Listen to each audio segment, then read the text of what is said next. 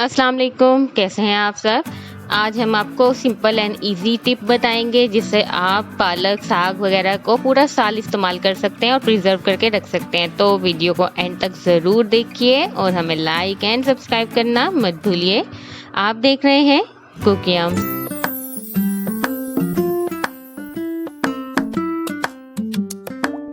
यहाँ हम आपको पालक को प्रिजर्व करना सिखा रहे हैं। आप इसको देखिए, ग्रीन लीफी सी हमारे पास पालक है।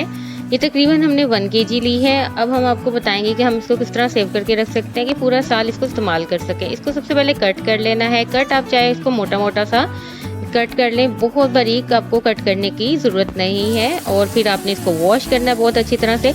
अच्छा, जितनी भी ग्रीन लीफी होती है ना, यानी कि जो सब्जियां जिनके वो ग्रीन यानी हरे पत्ते होते हैं, इनको वॉश करना बहुत ज़रूरी होता है बहुत अच्छी तरह से। देन हम इसको बॉईल करेंगे। ये देखिए, हमने ना इसमें नमक मिर्च कुछ भी नहीं डाला और इसको हमने बॉईल करने के लिए रख दिया। तकरीबन हम इसे 10 से 15 मिनट तक, जब तक ये अच्छी तरह से बॉईल ना हो जाए, हमने इसको बॉईल किया और इसको स्ट्रेन कर दिया।